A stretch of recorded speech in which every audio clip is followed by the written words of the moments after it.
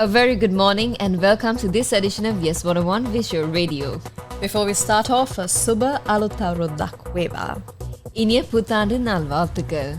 Happy Sinhala and Tamil New Year. Newsfirst will be with you throughout the celebrations, bringing you the latest news and stories to keep you informed and connected. Before we take a look at your news in detail, let's take a look at your headlines. News First headline. In your top stories, Sri Lanka celebrates Sinhala and Tamil New Year with traditional rituals. Special New Year transport services available for those returning from hometowns. Consumer Affairs Authority cracks down on festival price violations. In international news, Iran launches drones at Israel in retaliatory attack.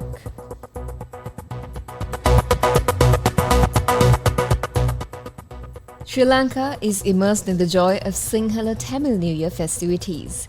Last night, celebrants welcomed the New Year by undertaking tasks under the same auspicious sign, uniting the nation in tradition.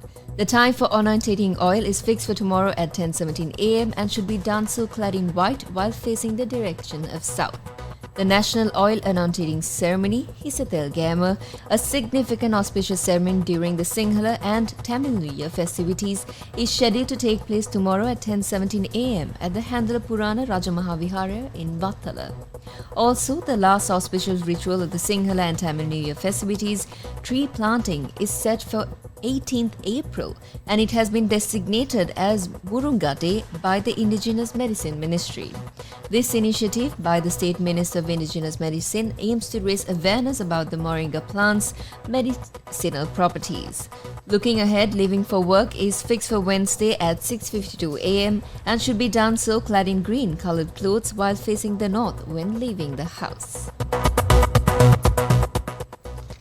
Meanwhile, the National Transport Commission, or the NTC, announced the launch of special transport services for people returning from their New Year celebrations in their hometowns. NTC Chairman Shashi Welgama confirmed that provincial authorities have been informed to ensure smooth operations. For passengers facing bus-related issues, the NTC has activated its 1955 hotline, which operates 24/7 to receive and address complaints. Welgama also highlighted ongoing investigations into reported ticket fraud by bus conductors. Meanwhile, the Consumer Affairs Authority is taking a strong stance against traders who violated consumer laws during the Sinhala-Tamil New Year celebrations. According to Sanjay Singha, Director of Raids and Special Investigations, 726 traders will be prosecuted for offences including failing to display proper pricing. The CAA's commitment to fair trade is further demonstrated by the 7,627 market raids conducted throughout the year. International news. In major developments coming in from overseas, Iran has launched dozens of drones and missiles at Israel in a retaliatory attack. Sirens and loud explosions are heard as Israel's air defenses intercept objects in the sky. Military officials said the US has shot down some Iranian drones that were headed towards Israel. RAF jets in the region will intercept any airborne attacks within range of its existing missions, and this was confirmed by the UK, by this said, as Defense Minister Grant Shapps condemns the senseless attack. Iran had warned that Israel would be punished for a strike on its consulate in Syria on the 1st of April. 7 Revolutionary Guards, including 2 generals and 6 Syrians, were killed in the Damascus attack, which Israel has not officially acknowledged. US President Joe Biden has been briefed in the White House and says the US will do all they can to protect Israel's security. Iran had avoided direct confrontation with Israel. The Damascus attack was seen as a serious escalation, and this is the first time it has targeted Israel from Iranian soil. Sports news. And finally, in your sports news, the Turkish club said on Saturday Beşiktaş have parted ways from former Portugal coach Fernando Santos. Santos, who was appointed at the Super League side in January, left the 16 times Turkish champions fourth in the standings on 48 points. Besiktas are winless in their last 5 games. Santos, who won Euro 2016 with Portugal, coached his national side between 2014 to 2022.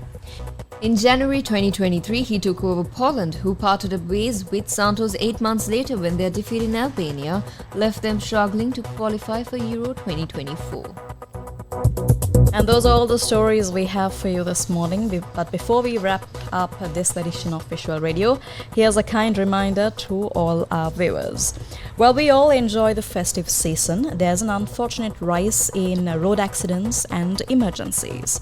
To ensure a joyous celebration for all of us, we must remember to prioritize safety.